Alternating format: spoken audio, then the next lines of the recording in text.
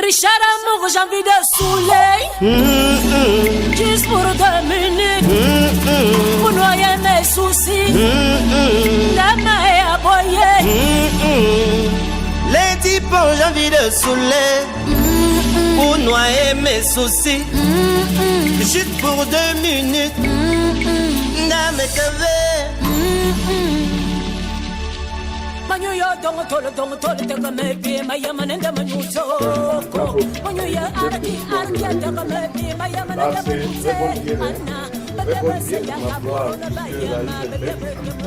des boissons que nous avons consommées depuis toujours.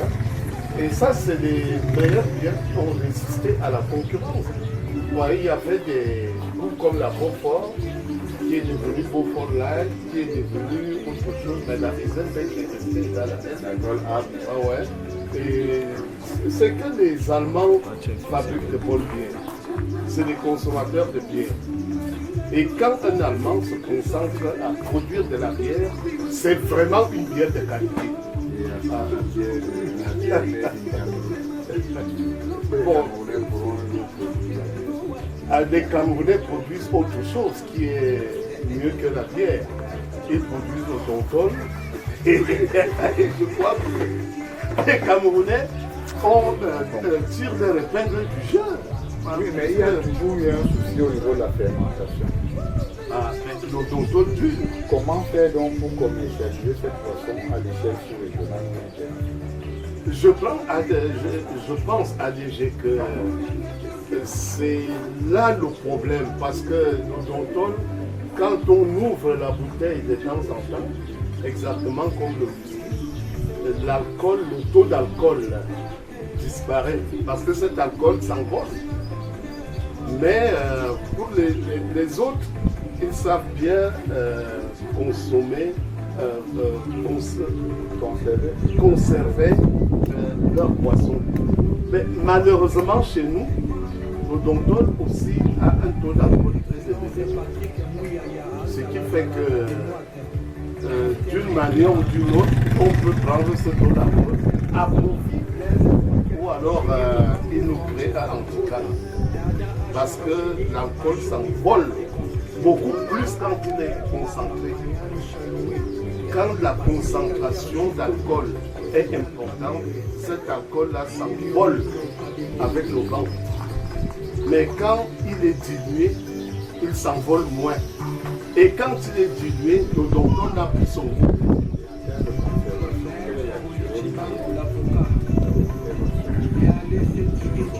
Un mois. Est-ce que le tonton est commercialisable? Non, ce n'est pas possible parce que sa durée de vie c'est 1 mois. Après 1 mois, il est dénaturé à la langue, au test. Il est dénaturé. Et si on continue de l'ouvrir et de le garder davantage, il finit par devenir de l'eau. Donc,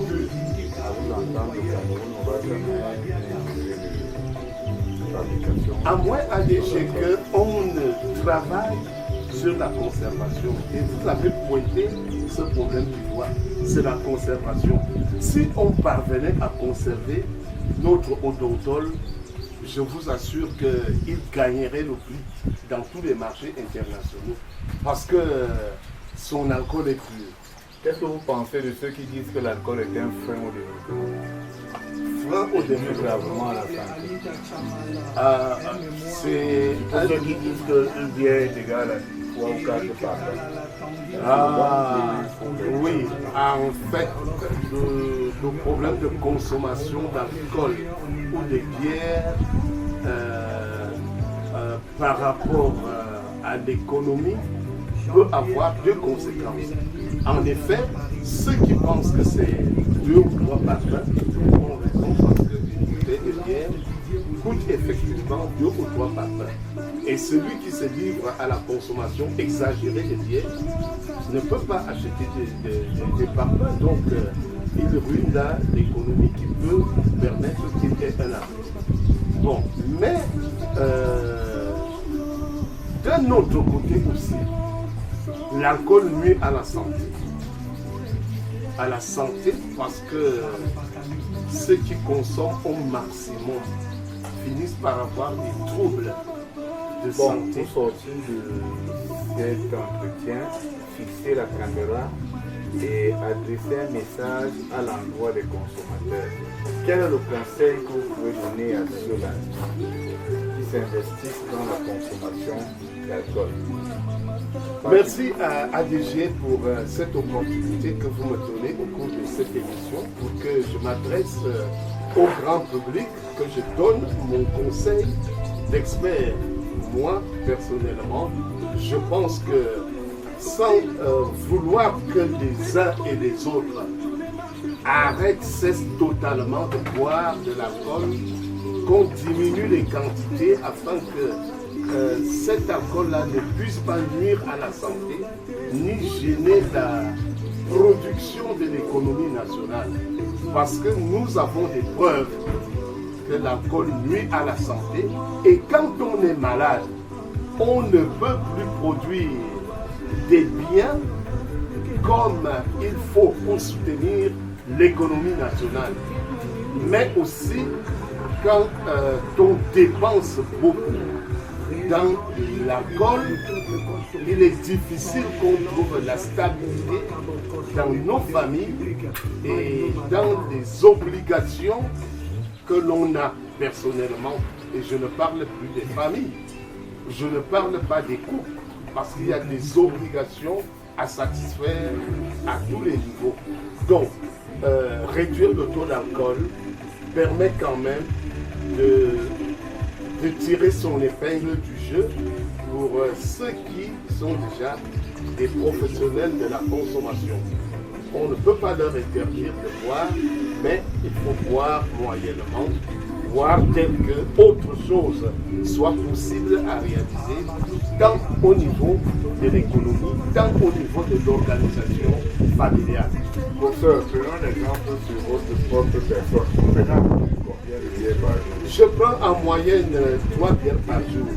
Et je suis arrivé au taux de 3 parce que j'étais à 6 ou 7 bières chaque jour. Donc moi, j'ai beaucoup bu étant jeune et je regrette aujourd'hui parce que si j'avais consommé moins à la jeunesse, pendant ma jeunesse, peut-être que j'aurais fait des grandes réalisations aujourd'hui qui parleraient d'eux-mêmes.